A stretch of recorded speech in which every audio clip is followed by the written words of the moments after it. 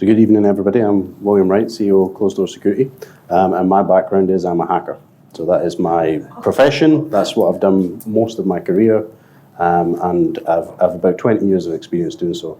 I've spent a lot of time working with the MOD in the UK, so doing lots of work on military systems, and about 5 years ago I branched into business. We now operate in the UK, the US, and out here. Very recently, we became I became one of the first chartered cybersecurity professionals in the world.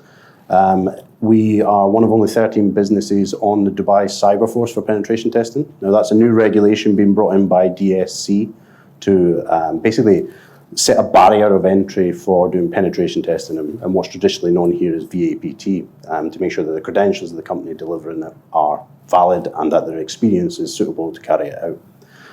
So that comes into regulation on the 1st of July, and you'll hopefully hear a lot more about that in the future.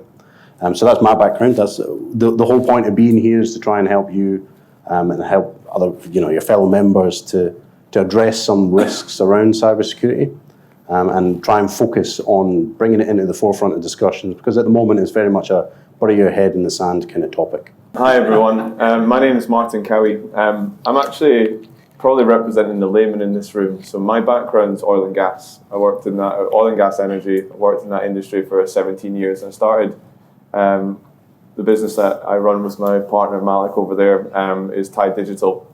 And we work in business transformation, and we've been doing that for the last 3 years across multiple sectors, different scales of businesses. And I've been in the region for 11 years, met a lot of really amazing people. And one of them was William. We connected actually it was one of the events last year at ADIPEC. And we just got talking a lot about the synergies between what we do. And a big part of what we do with companies is develop strategy and understand where it is they're trying to get to as an organization from a people, process, technology, and data perspective. And when we got onto the technology and data point, it was a really relevant topic that we were discussing about how little people are proactively focusing on cybersecurity. And there's a big misconception that it's only required for large organizations and not necessarily small elements, small businesses. But also what the definition of cybersecurity was. It's obviously such a broad space, and we encounter that a lot when people talk to us about things like artificial intelligence is a big one, or digital transformation overall. It's such broad topics, and I think really where we hit off was a big part of what we do as an output of our strategies is we build out the digital blueprints for companies. So not just from a technology perspective, infrastructure perspective, but from a data perspective as well.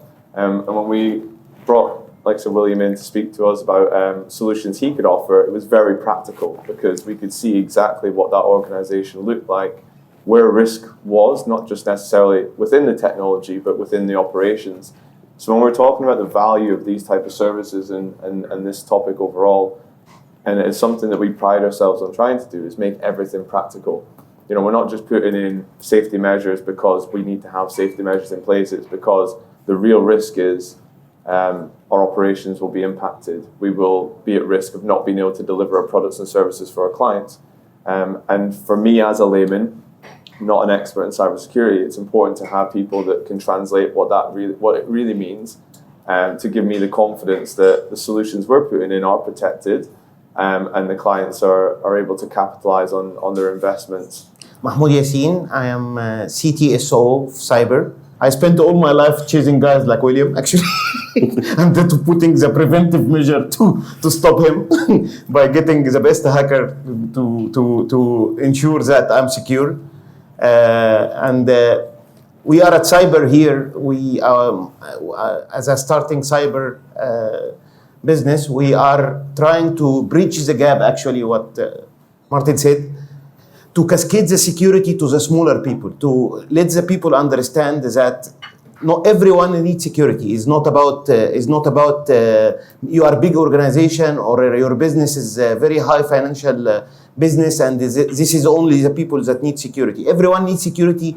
Even your child at home, when he's in his iPad, he needs some sort of security and assurance that he's not subject to any malicious thing or any any attacker or any cyberbully. Cyberbully is becoming a very big issue, and people are committing suicide because of cyberbully, and nobody tackles the issue to the smaller level. Still the issues is as is, and nobody can understand how to secure the data, the privacy. People sharing data without consent, people sharing data without looking at privacy issues.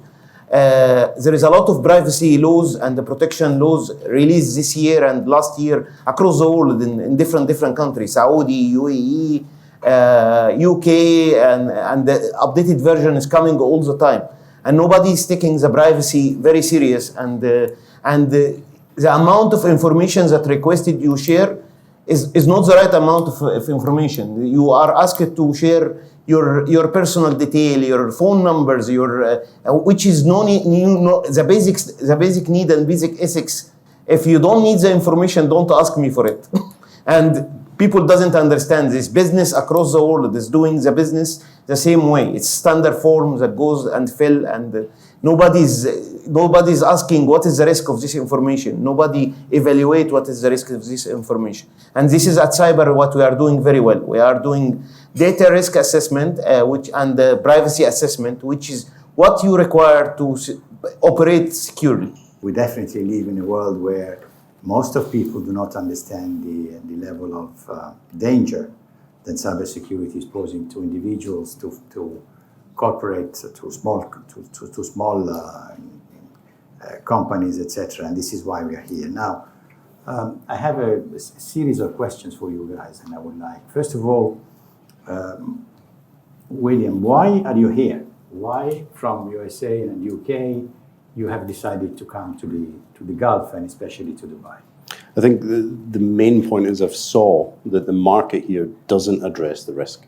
So if you look at the consultancies that currently exist here, they're all, or the vast majority of them are very low quality. One of my red flags when I'm speaking to potential clients is they'll mention VAPT. Now VAPT here has become synonymous with getting your risk offset for $5. That's not real. That's not realistic. You know, the skills involved in doing what are a proper VAPT take 10, 15 years to develop. You know, you can maybe train somebody up in 3 or 4 years on how to do it. But most of these consultancies that do that and invest the money and time in, they aren't then going to sell that service out for $5, $10 a month or a year, whatever it may be. So I saw that, and I saw how significant the damage is to the economy from what's happening over here specifically.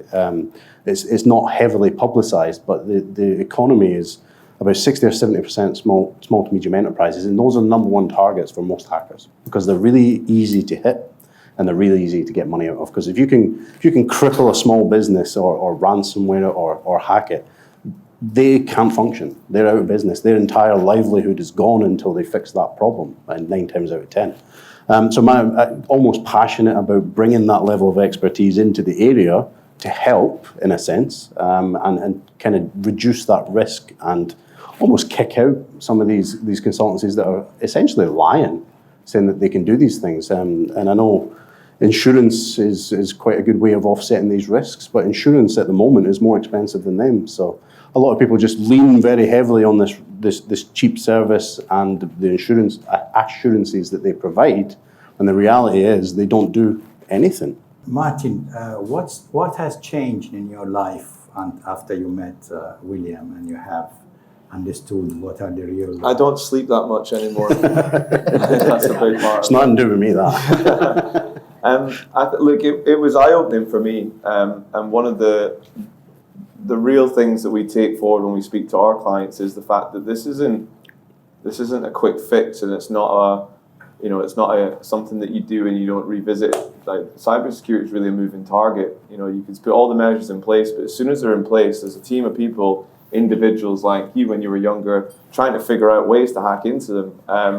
And yeah, it sounds overwhelming, but I think what we've really tried to do is be a bit more structured in it and just and try and make it layman.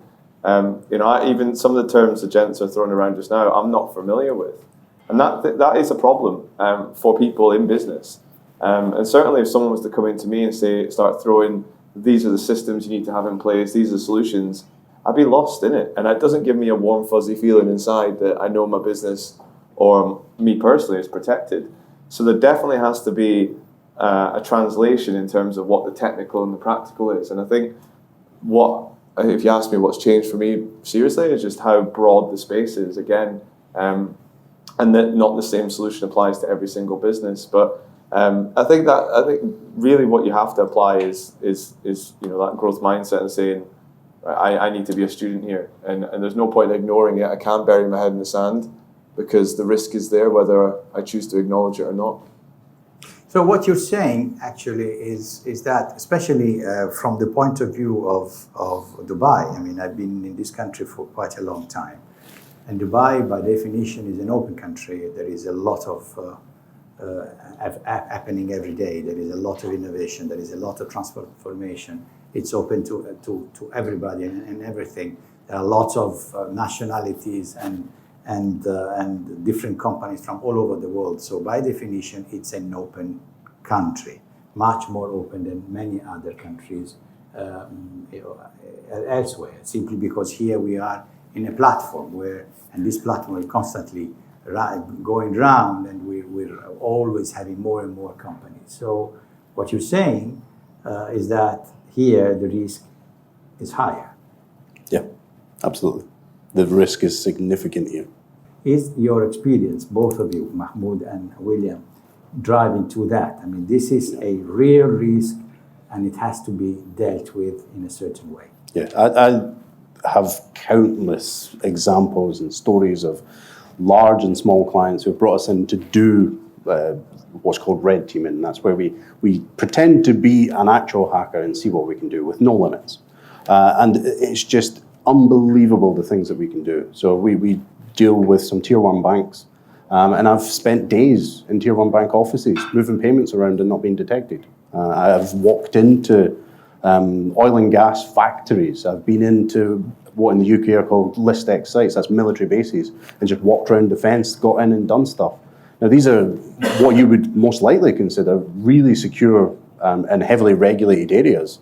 But the reality is even those are pretty easy to get around when you know what you're doing.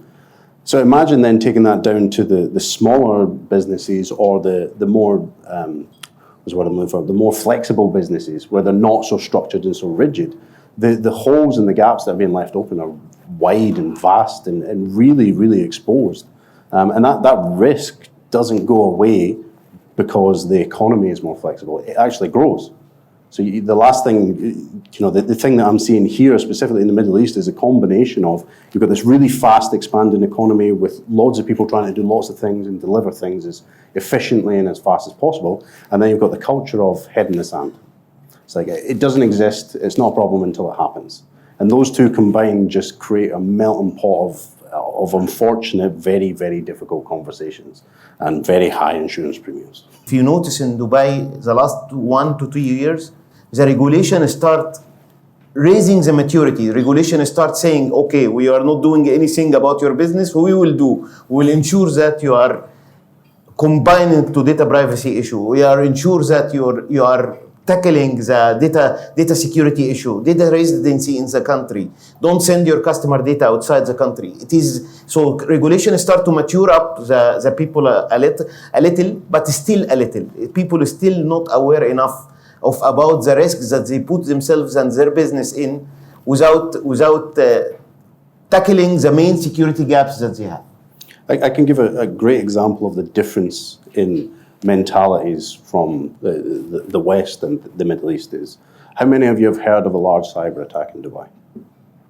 Almost no. Okay, there you go. That's kind of expected with you. You can go into the BBC News website just now and you'll read about 10 cyber attacks in the UK. You can go into any news site in the US and you'll read about hundreds of them where they're being ransomed for millions of dollars. You won't hear about that here. There's two reasons it seems to be that. One, the suppression of that media so that it keeps the image.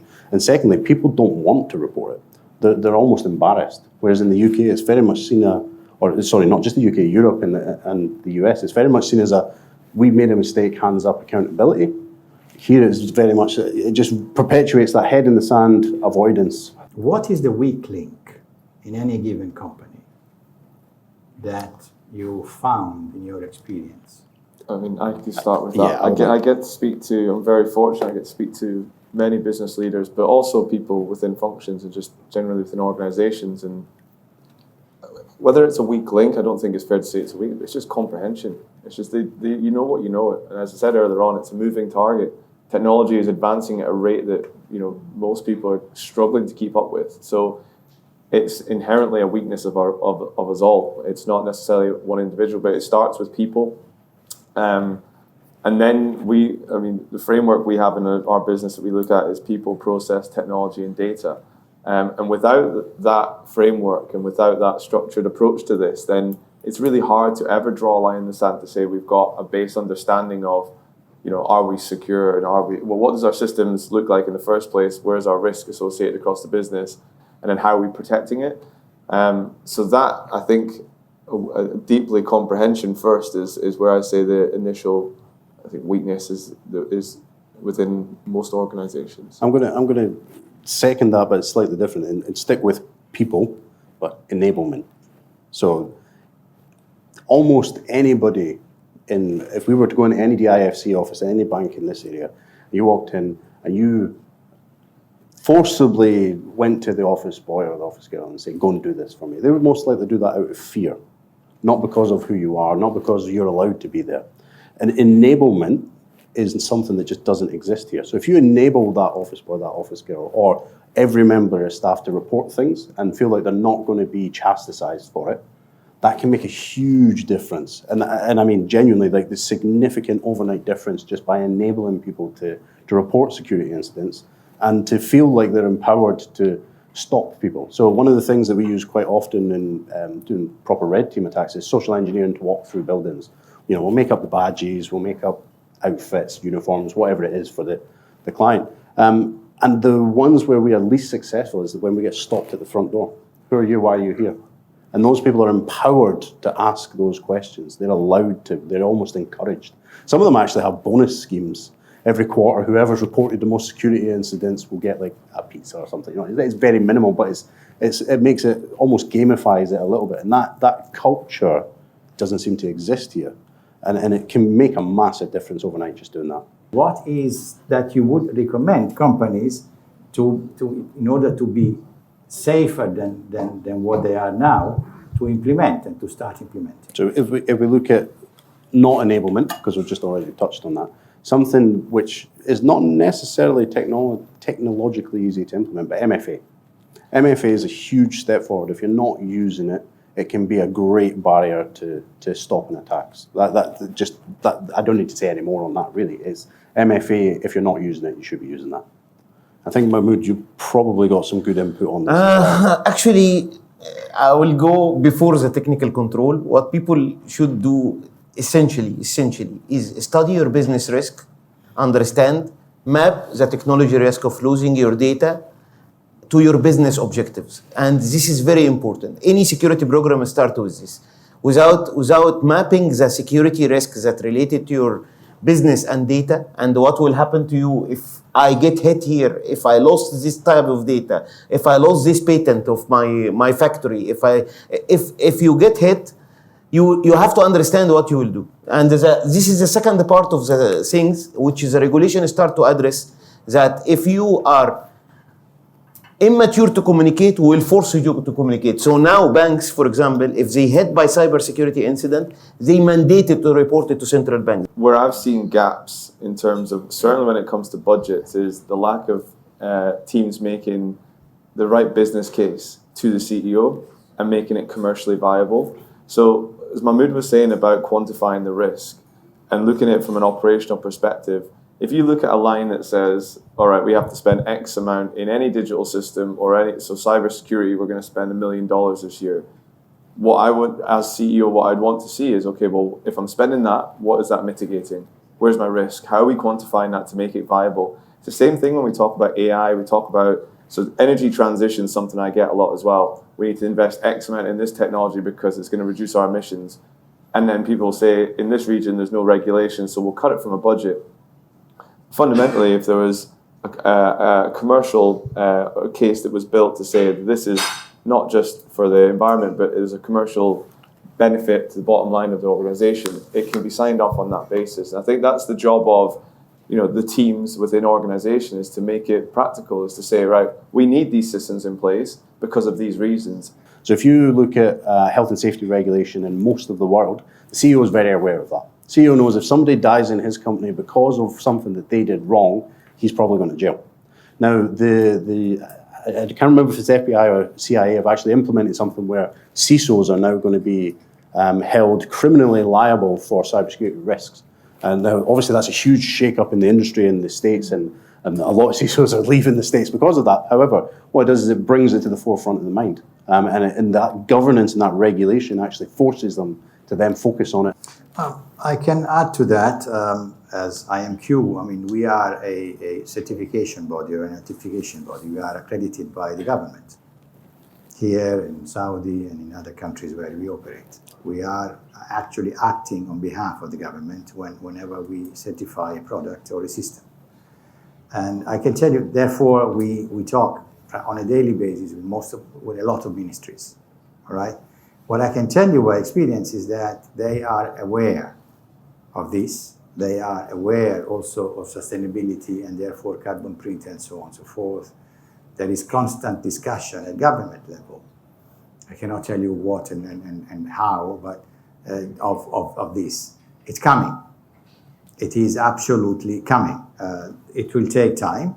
For carbon print, etc., they are already in advanced stage. For ESG and so on and so forth, definitely the policies are going to be implemented soon on an organic way, but they're going to be implemented. But also cybersecurity and the CSE is the proof of that. So it's coming. Now, this is a very important thing that everybody here should be aware of. The government and the authorities are going to implement measures that are already implemented somewhere, simply because they know that that is bringing a good reputation and safety to the business. The Scandinavians are doing something fantastic at this point. I do a lot of work in maritime and a lot of work with the Scandinavian intelligence agencies, and private businesses actually banded together. So the owners of all these shipping companies for Norway, for the Norwegian oil, the Danish oil companies, they banded together and actually created their own threat intelligence platform and their own SOC. And then what happened was What is a SOC? SOC, that's one for Mahmoud. Security Operations Security Center. Operations Center, yeah. And they created that off their own back. Then what happened was the intelligence services went, oh, that's a really good idea. Now everybody has to do it. So because now it's a slightly unique model, and given that the Scandinavian, most of the government owns the shipping companies, and there's lots of fingers and lots of pies. However, that is the opposite of regulation. That's the private industry saying, let's band together. We're all doing the same thing. We're all facing the same risks. Let's do that. Now, Kuwait do that as well in their banking sector. So the banking regulations in Kuwait force all Kuwaiti Tier 1 and Tier 2 banks to share their threat intelligence between each other. So they conglomerate together in a shared threat model, and it allows them to then say, okay, we're getting attacked over here, watch yourselves over there. And just in the maritime sector, it's almost unheard of. Survival rate. How dangerous is for a small or medium company being hacked compared to the big company? What is the survival rate? Most big companies will survive, most small won't. If they get ransomware, a small company, if you're not paying the $30,000, $40,000, $50,000 ransom, whatever it is, you're probably not going to be able to recover quick enough and manage your reputation well enough to be able to come back from it in any shape or form of what you were. Ancillary question. How long normally a hacker stays inside the company, before deciding to be visible? A couple of weeks to a couple of months. They're usually sitting inside quite quiet. And Mahmoud, you'll have much more experience on this than me. Because you're the one, I tend to sit inside. You're the one who detects. So it depends on of course, the size of the network and everything. But most of the hackers get in the network at least 6 months ahead of the time, and they start moving within 9 to 12 months, depend on the financial intensive. Good example of how long they stay in it is if somebody gets onto your emails, one thing they do is they will redirect your emails to another folder within your Outlook. It's usually RSS feeds or conversation history. And they will sit and wait and read every single email that you receive and send until the one pops up where you're sending an invoice or you're receiving an invoice. And they will intercept that, delete it from your inbox, and send the one they want so that they can redirect the funds to their bank account. And that can take minutes, days, years, however long. It depends on the size of the business, obviously, how invested they are in doing that. But that happens every day.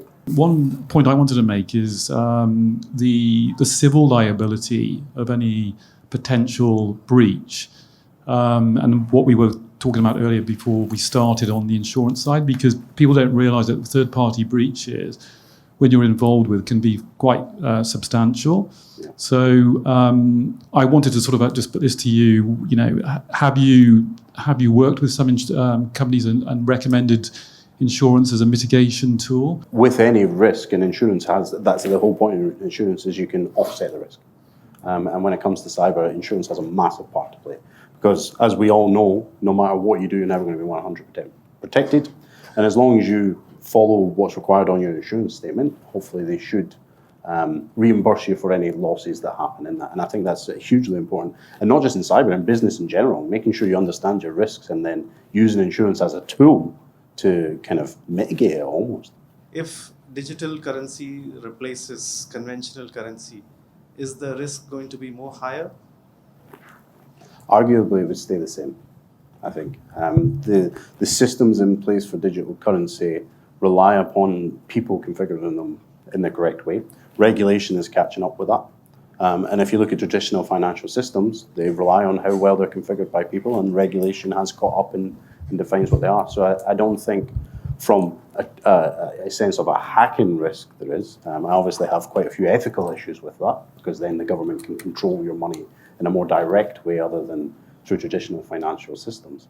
But no, I don't think it introduces any inherent risks beyond the obvious with crypto. How would you provide advice to business owners who would be looking to do some form of penetration test, and what they should be looking out for when they're looking to go out to the market and receive a quote for this type of service? Because it's a strange environment here trying to find that type of service. Yeah. What advice would you give a business owner? So specifically here, I would lean on the DESC's new regulation. There's the requirements to meet that are very high. And if you're picking a company that is part of the cyber force, you're picking somebody who has at least verified minimum 5 years of experience, has qualified individuals who have at least verified 2 years of experience, and then they are also as a business accredited to ISO 27001 and also to something called CREST pen test, which is a penetration test and regulation. So that's where I would say here. In general, though, any sort of accreditations, CREST pen test is probably the biggest one globally, but there are a few other ones. OSCP. OSCP are more individual ones, but as a business, CREST pen test is kind of the main one. There's a few specific to Australia and the States and stuff, and obviously here, the UK have the ChCSP scheme and a few others. So I would look at signposting from the government to start off with, and reputation. So the events, conferences, these companies who actually have a good reputation and a good hold in the market will advertise that. They will shout about that. They will have endless amounts of references to send you, and they will have endless amounts of marketing material they can send you, and they will have endless amounts of regulation that they follow. In your opinion, do you think that there's people offering this service that don't have these accreditations? Yes, we absolutely know it. Yes. You don't have to look far. Yes. If you Google VAPT right now, here, I would almost guarantee that 99 of the first 100 results will not be qualified to do it. So thank you very much for being here tonight. Thank you.